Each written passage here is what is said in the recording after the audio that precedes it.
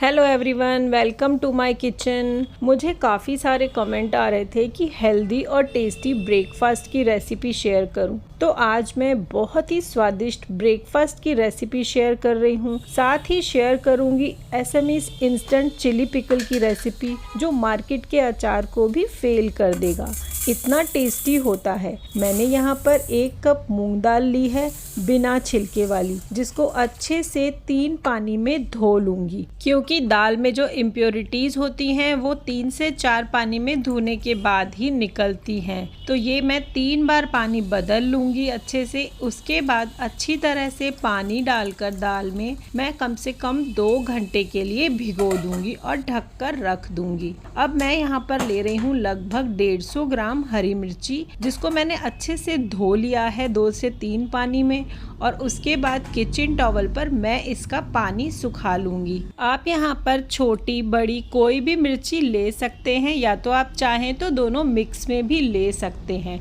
बस हमें इनका जो कट करना है ना, उसका साइज इक्वल होना चाहिए। अचार का मसाला बनाने के लिए यहाँ मैं ले रही हूँ पीली राई। मिक्सी के जार में मैंने डाली है 1/4 कप पीली राई, जिसको थोड़ा सा क्रश कर लूँगी। बिल्कुल पाउडर नहीं बनाना है। साथ ही मैं ऐड कर रही हूँ 1 चम्मच मेथी दाना, 1 चम्मच सौंफ और आधा चम्मच कलौंजी। इन तीनों का बहुत ही अच्छा टेस्ट आता है। इनको भी हम अच्छे से पीस लेंगे राई के साथ ही। मैंने यहाँ पर एक कांच का डिश लिया है, जिसमें मैं सारी मिर्ची को ट्रांसफर कर दूंगी, और साथ ही ये जो मसाला हमने पीसा है ना, इसको भी इसी में ऐड कर देंगे। इसी के साथ मैं डाल रही हूँ लगभग 1 चम्मच नमक, या तो स्वाद के अनुसार नमक, आधा चम्मच हल्दी का पाउडर, आधा चम्मच लाल मिर्च का पाउडर, चुटकी भर हींग डाली है मैंने। आप सोच रहे होंगे मिर्ची के अचार में मिर्ची क्यों डाली है? लाल मिर्च डालने से इसका जो कलर है ना, बहुत अच्छा आता है।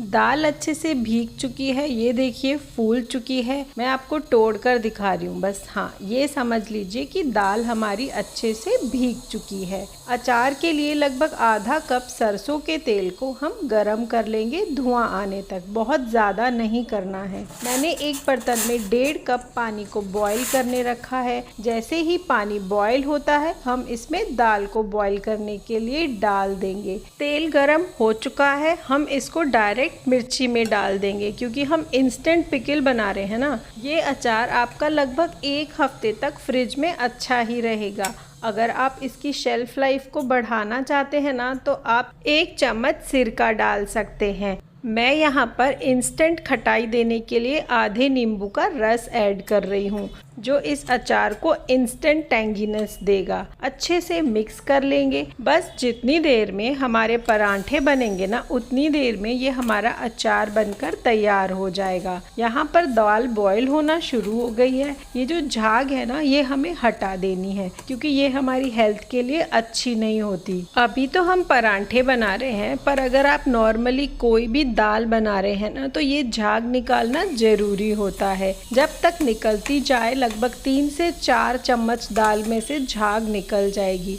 उसके बाद मैं इसमें डाल रही हूँ स्वाद के अनुसार नमक और आधा चम्मच हल्दी। अच्छे से मिक्स करके इसको 5 से 7 मिनट आधा ढक्कन लगाकर हम पकाएंगे। आज हम स्टफिंग करके परांठे बना रहे हैं, तो ये जो दाल है ना, तो ज़्यादा पकनी चाहिए और कम भी नहीं पकनी चाहिए। 10 मिनट के बाद ये देखिए खड़ी खड़ी हमारी दाल अच्छे से बॉईल हो गई है। मैंने तोड़कर दिखाई, आसानी से टूट रही है, और इसी स्टेज पे हमें इसको छान लेना है, यानी पूरा पानी निकाल लेंगे। ये देखिए छलनी में भी मैं ऐसे करके थोड़ा जितना पानी होगा निकल जाएगा। पर यहाँ पर जब लगे कि बिल्कुल पानी नहीं है, तब हम इसको थाली पर फैला लेंगे और थोड़ा सा ठंडा करने के लिए छोड़ देंगे। ये परांठे इतने ज़्यादा टेस्टी, इतने ज़्यादा हेल्दी बनते हैं ना, कि आप हफ्ते में 4 बार यही बनाएंगे, क्योंकि बहुत आसानी से फटाफट बनकर तैयार हो जाते हैं। अब क्या करेंगे ना, दाल के लिए आटा गूंद लेंगे। मैंने यहाँ पर लिया है 2 कप आटा, आधा चम्मच लाल मिर्च का पाउडर, 1 चुटकी अजवाइन डाली है, और जो दाल का पानी हमने छाना था ना, वो ठंडा हो चुका है। उसी से मैं आटा गूंद रही हूँ। इस दाल के पानी में नमक और हल्दी दोनों मिक्स किए हुए हैं, इसलिए मैंने आटे में और ज़्यादा नमक और हल्दी नहीं डाला है। आटे को हमें एकदम सॉफ्ट लगाना है, क्योंकि हम स्टफिंग करके परांठे बना रहे हैं ना। तो जब भी आप इस तरह से स्टफ्ड वाले परांठे बनाएं ना, तो आप सॉफ्ट आटा लगाएं ताकि स्टफ करने में कोई भी प्रॉब्लम नहीं आए। आटे को ढककर साइड करके रख देंगे। ये परांठे इतने यम्मी लगते हैं ना, एक बार जरूर ट्राई कीजिएगा। दाल को मैंने पंखे के नीचे ठंडा करने रख दिया था। मैं अब इसमें डाल रही हूँ बारीक कटी हुई 2 हरी मिर्ची, बारीक कटा हरा धनिया, 1 चम्मच लाल मिर्च का पाउडर, आधा चम्मच भुने जीरे का पाउडर, 3/4 टेबल स्पून मैंने अमचूर डाला है। आधा चम्मच जीरा डालकर इस मसाले को हम अच्छे से मिक्स कर लेंगे। बहुत ही यम्मी वाली स्टफिंग बनकर तैयार हुई है। एक बार आप ट्राई करके जरूर देखिएगा। क्या आप मुझे कमेंट करके बताएंगे कि आप मेरी वीडियो कौन सी सिटी से देख रहे हैं, ताकि मैं आपका थैंक यू कर सकूं।